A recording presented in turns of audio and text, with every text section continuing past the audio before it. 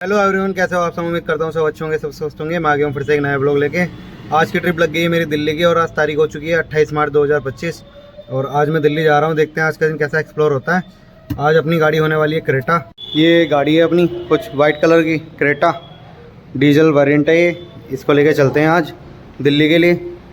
दिल्ली की बुकिंग मेरी इस महीने शायद, पता नहीं मैं गया था या नहीं गया था, याद नहीं है मुझे। बहरहाल काफ़ी टाइम बाद दिल्ली की मेरी बुकिंग लगी है। ये जो ट्रिप है ये अपनी दिल्ली की, और काफ़ी समय हो गया दिल्ली गए हुए। देखते हैं आज दिल्ली एक्सप्लोर करते हैं। हाँ, अभी पीछे गया तो था मैं, याद आया जब मैं खाटू श्याम जी गया था तभी मैं दिल्ली से निकलता हुआ गया था, और अब मैं दिल्ली ही जा रहा हूँ मेन। तब तो दिल्ली क्रॉस करके निकल गया था मैं। चलो आज दिल्ली के लिए निकलते हैं, देखते हैं आज का दिन कैसा एक्सप्लोर होता है। गर्मियाँ आ चुकी हैं, देखते हैं दिल्ली का मौसम कैसा हो रहा है इस वक्त। एक चीज़ और है यार, जब से ना घर में वाईफाई लग गया ना, तो पता नहीं क्यों ब्लॉग शूट हो पा रहे और ना ही ब्लॉग एडिट हो पा रहे। अभी पिछला ब्लॉग भी, इससे पिछला जो आप देख लोगे, मतलब देख लिया होगा, ये तो मतलब बहुत लेट बना रहा हूँ मैं, तो वो भी लेट ही बना था ब्लॉग, और ब्लॉग ही समय नहीं मिल पा रहा, मतलब ब्लॉग बनेगा कहाँ से। थोड़ा घर में मेहमान वहमान भी आ रखे हैं, इस वजह से ऐसे ही रहता है।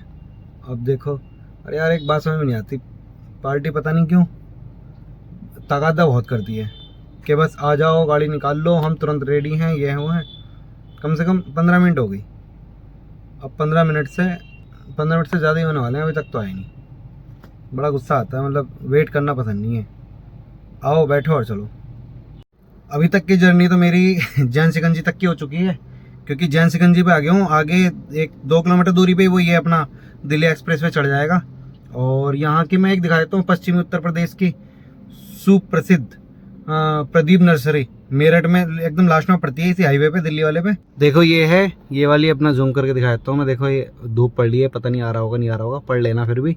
यही वाली है, ये वाला जैन है, ये इधर ये वाला जैन, इस जैन के बराबर में ही ये है। जैन दिख क्यों नहीं रहा ठीक से, ये रहा जैन, ये है जैन सिकंजी वाली। दिल्ली वाला हाईवे है अपना, मेरठ दिल्ली, और ये पड़ती है, ये देख लो आप ठीक से।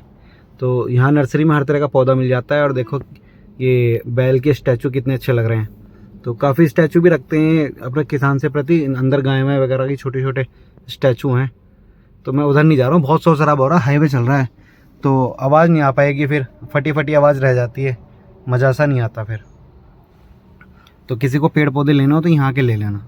और अभी बता दूँ, गर्मी का एहसास होने लगा है काफ़ी, अब गर्मी भी पड़ने लगी है काफ़ी। अब तो जो है ऐसे ही जीना पड़ेगा। ठंड में सही रहता है, ठंड में अपना हल्के मोटे कपड़े पहन लो और अपना बैठे रहो आराम से। अब गर्मी में क्या है, गाड़ी में रुकना बड़ा भारी सा पड़ जाता है। या तो एसी चला के बैठो, डीजल फूको, पेट्रोल फूको, कुछ भी करो, गर्मी से बचो। या फिर अपना भैया जैसा देश वैसा भेष, वैसे व्यवसाय में रहना सीखो, जैसा मौसम चल रहा है। तो भैया हर इंसान को अलग अलग तरह की बीमारियाँ लगी हुई हैं। जैसे कुछ लोगों को पीने की लगी हुई है, कुछ लोगों को खाने की लगी हुई है, तो कुछ लोगों को क्या नाम गर्मी की लगी हुई है। खैर मुझे इतनी बड़ी दिक्कत नहीं, मैं हर मौसम में रह लेता हूँ। बस थोड़ा सा गर्मी में मुझसे नहीं रहा जाता। गर्मी या तो ज़्यादा पड़े तो मेरे लिए ठीक है, मतलब मैं अपने लिए बता रहा हूँ। और गर्मी नॉर्मल सी पड़ती है ना, तो पता नहीं क्यों चैके से लगते रहते हैं शरीर के अंदर, एक अजीब सी चुभन सी होती रहती है। पता नहीं इस चीज़ का होता है, किसी को होता होगा तो बताना मुझे कमेंट में। और दूसरी चीज़ क्या है कि ठंड मुझे सबसे ज़्यादा पसंद है, क्योंकि ठंड में तो अपना कैसे भी पहनो, कैसे भी बैठो, कोई दिक्कत नहीं है। अच्छा एक दिक्कत और है। दिक्कत क्या है कि जाड़ों में ना भूख बहुत लगती है, गर्मी में इतनी भूख नहीं लगती, प्यास ज़्यादा लगती है। जाड़ों में इतना पानी नहीं पिया जाता था और खाना बहुत खाया जाता था, मतलब जैसे खाना हो गया फिर कुछ बाहर से लेके खा लिया। लेकिन गर्मी में क्या है, कुछ खाने को मन ही नहीं करता। पता नहीं क्यों, कैसा वेदर चल रहा है समझ में नहीं आ रहा। मेरी तो हर साल का यही सीन है, जब से होश संभाला है तब से यही सब देखता हुआ आ रहा हूँ। तो हर तरह की नेचुरल जो वो होती है ना, क्या कहते हैं उसको, जिसके माइंड में बस जाती है, उस तरह की थिंकिंग वो चलती रहती है। बहरहाल मेरे मन में ये चल रही है। अब मुझे भूख बिल्कुल नहीं लग रही, पता नहीं क्यों। बस सुबह में नाश्ता कर लिया, दोपहर में खाना तो वैसे भी मैं जल्दी से नहीं खाता, अगर खा भी लिया तो फिर शाम को लेट खाने की आदत है, या फिर दोपहर को ना खाओ तो शाम को जल्दी खा लो और अपना पढ़ के सो जाओ। इतनी ज़्यादा भूख नहीं लगती, लेकिन जाड़ों में बहुत भूख लगती थी, पता नहीं क्यों। अब देखते हैं दिल्ली पहुंच के कैसा रहता है आज दिल्ली में, क्योंकि अभी तो मैं काफ़ी टाइम पहले गया था, जब खाटू श्याम जी गया था तब दिल्ली को होते हुए गया था। अब देखो क्या चल रहा है, क्योंकि मार्च का लास्ट भी है, चेकिंग वगैरह भी बहुत रहती है। देखते हैं कैसा सीन चल रहा है दिल्ली के अंदर, चेकिंग कैसी होगी, क्या सीन रहेगा। वैसे तो गाड़ी का कागज़ वगैरह सब कुछ मेरे पास ओके है, वो तो वहीं जाके पता चलेगा। लो जी, फाइनली पहुंच गया मैं दिल्ली, और दिल्ली आ चुका हूँ मैं। अब देखो, मैं आया था सूरजमल दिल्ली के अंदर। अभी पता क्या हुआ, जो व्यक्ति जिसके यहाँ हम आए थे उसने हमें वहाँ छोड़ा जहाँ हमें आना था, शोक सभा में, जहाँ भी मतलब यहाँ पे किसी की डेथ हो गई है। ये ना मार्च का महीना बड़ा मनहूस सा गया है, यही खबरें सुनते सुनते पक गया हूँ मैं डेथ की। तो पता हुआ कि हाँ, वो बेचारा गया, अच्छा बुजुर्ग आदमी था, और वो जाने के बाद पता नहीं क्या बात हुई उसकी, वहाँ कह रहा है कि उसके यहाँ नहीं जाना है, ये है वो है, कि कोई इज्जत नहीं करी। मतलब यार, हम इतनी दूर से आए हैं, हमने नहीं देखा, अगर वो व्यक्ति वहाँ छोड़ के चला गया जिसके यहाँ शोक सभा थी, तो उसका मतलब ये तो नहीं है कि उसकी इंसल्ट करो। वैसे हर परिवार में दिक्कतें चलती है, ऐसे टाइम पे ना लोगों को एक होना चाहिए। बड़ा गलत सीन है, ऐसे नहीं करना चाहिए था। खैर, हमें क्या है, हमें चलानी अपनी गाड़ी, लेकिन फिर भी सोचते हैं, सोचना तो चाहिए कम से कम, ऐसा नहीं होना चाहिए था। अब देखो दिल्ली में तो मोबाइल अगर किसी ने देख लेना, चालान तुरंत कटेगा। चेकिंग बहुत थी, काफ़ी चेकिंग थी, लेकिन भगवान की दुआ से हमें किसी ने नहीं रोका। और विवेक विहार का ना बालाजी मंदिर है, बहुत बड़ा मंदिर है, बहुत प्रसिद्ध मंदिर है। यहाँ भीड़ बहुत होती है जब प्रसाद चढ़ता है। ये अपना हाईवे चल रहा है कॉलोनी का, विवेक विहार। अब मैं विवेक विहार के बराबर में जाऊँगा सूरजमल में, सूरजमल विहार करके है वो, अभी मैं पहुँच के दिखाऊँगा। जैनियों के मंदिर भी काफ़ी हैं यहाँ। ये देखो, मेरे ख्याल से पुलिस वाले भाई साहब ही हैं शायद, हेलमेट लगा हुआ है पीछे, और सिर पे कुछ नहीं है, और चालान तो ऐसे काटते हैं धांधू धांधू। ये देखो कैसे चल दिए टुमक टुमक करके। इधर को हेलमेट नहीं लगा रखा अगले बंदे ने। ये यहाँ का यमुना क्रीड़ा स्थल, यमुना स्पोर्ट कॉम्प्लेक्स है ये विवेक विहार के अंदर। ये देखो विला कितने अच्छे अच्छे बन रखे हैं यहाँ, इतने बड़े बड़े विला हैं यहाँ। भैया पैसों की कोई दिक्कत नहीं है, दिल्ली में पैसा बहुत है लोगों के पास, कैपिटल सिटी है। कुछ तो अनुभव होगा ही लोगों को, जितना इनकम कर रहे हैं ये लोग। हमारे यहाँ का इतने बड़े बड़े बिजनेस है। देखो ये दूसरा गेट है यमुना क्रीड़ा स्थल का। अपने यहाँ कहाँ इतना क्रेज, अपने यहाँ नहीं है बिल्कुल भी। ये देखो विला कितने बड़े बड़े हैं, मतलब ठीक है, इतनी बड़ी दिल्ली में करोड़ों रुपए के मकान बहुत बड़ी बात है, वरना कहाँ होते हैं ऐसे मकान। हमारे यहाँ तो जो है गिने चुने होंगे जिनके बिजनेस व्यापार, जो व्यापारी लोग होंगे जिनकी इनकम ज़्यादा है, वरना तो नहीं है। बाकी तो भैया धक्का मार ज़िंदगी चल रही है। देखो बच्चा कैसे कर रहा था वो भी इको में। चलो भैया चलो, जल्दी जल्दी चलो, रेड लाइट है सामने, मुझे बस आगे से ही लेफ्ट हो जाना है, रेड लाइट पार करके थोड़ा आगे चलने के बाद। ये देखो ये है आर्य समाज सूरजमल विहार। तो ये सूरजमल विहार है, और मैं जो आया हुआ हूँ वो इस वाले यहाँ पे आया हूँ। ये लोग जो गए हैं अंदर गए हैं। तो सीन पता क्या है, सीन ये है कि अब मैं यहाँ आ चुका हूँ शोक सभा में। ज़्यादा देर तो कोई किसी का रुकता नहीं है, ये ज़्यादा से ज़्यादा आधा एक घंटा ले लेंगे मुश्किल से, और उसके बाद सीधे अपने घर निकलेंगे। तो भाई ये ठीक था, क्योंकि मेरे पास एक प्रोग्राम और आया था, वो भी दिल्ली का था, लेकिन वो सुबह को लेके रात तक का था वो। मतलब मैं यहाँ से 6-7 बजे चलता तो रात को करीब 10:30-11 बजे पहुँचूँगा। अब आज देखता हूँ मैं किस हिसाब से कितनी जल्दी निकलता हूँ, किस समय तक पहुँच जाऊँगा, वो तो अभी पता नहीं है। फिलहाल शोक सभा में तो कुछ बोला भी नहीं जाता कि कितनी देर में निकलोगे, क्या है क्या नहीं। बहरहाल अब मैं यहाँ से जब भी निकलूँगा देखी जाएगी। हाँ, तो रास्ते में ना एक गाड़ी आ रही थी वेलफेयर, टोयोटा वालों की, सुना होगा नाम, यूट्यूब पे सर्च कर लेना। 1,20,00,000 के कम समथिंग गाड़ी है वो, UK 07 नंबर। मतलब गाड़ी लग रही थी जिसे कहते हैं।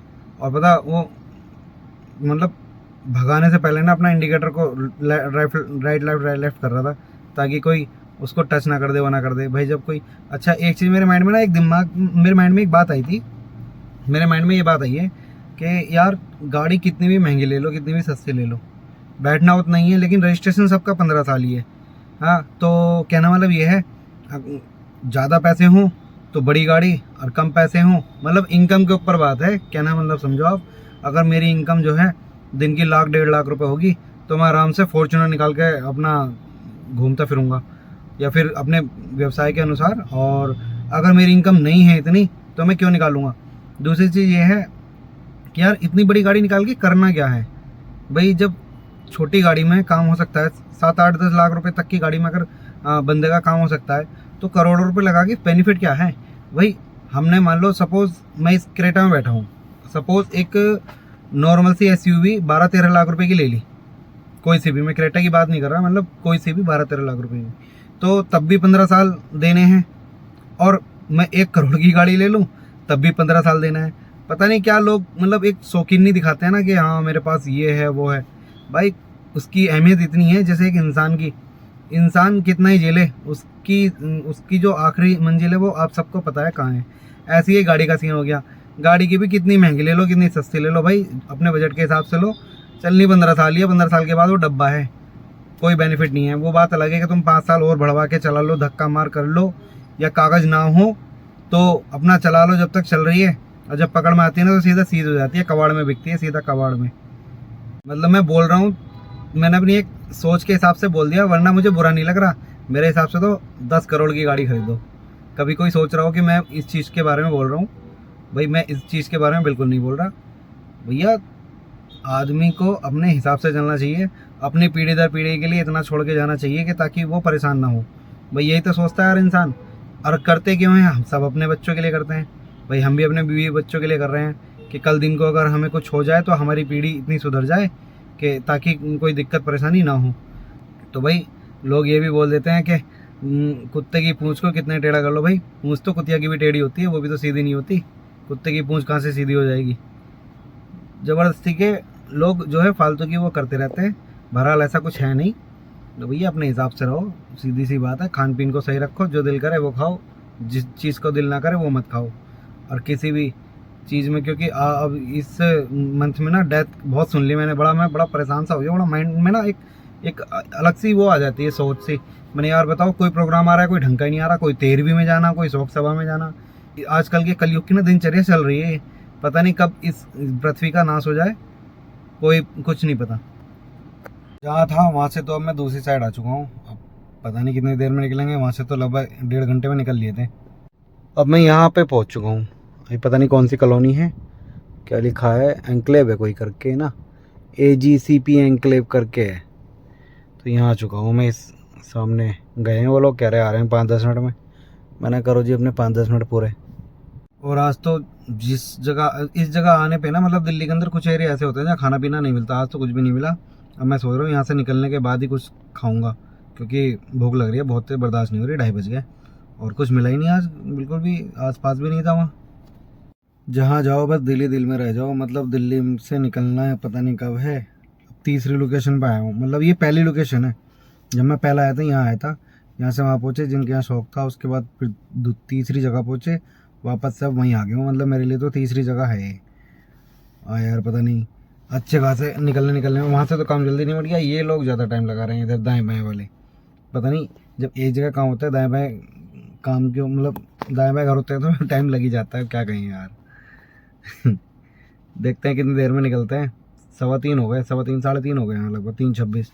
अब मुझे लग रहा था 3 बजे तक लास्ट निकल जाऊँगा मैं। अब मैं जो सोच के चल रहा हूँ 3:45-4 बजे तक, बस यही टाइमिंग है। फाइनली खाना पीना डन हो गया, और कितना अच्छा हुआ कि मैं सोच भी नहीं सकता था।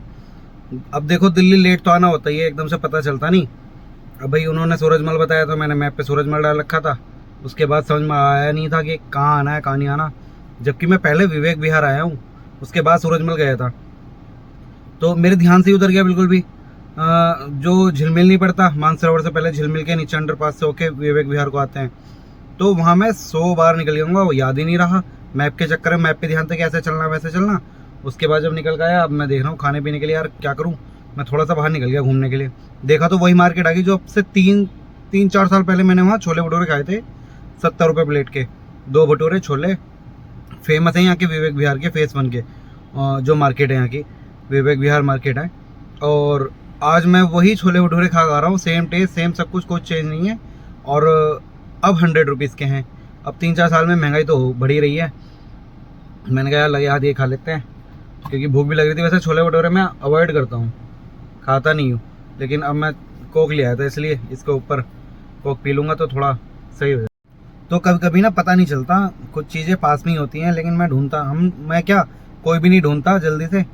और थोड़ा सा जल्दी ढूंढ लेते हैं तो थोड़ा सा अच्छा लगता है कि कुछ मिल जाए। अब मैं थोड़ा निकला बाहर, जब देखा है तो तब पता चला कि वहाँ ऐसे ऐसे सीन है, तब मैंने खाना खाया, नहीं तो आज भूखे मरना था।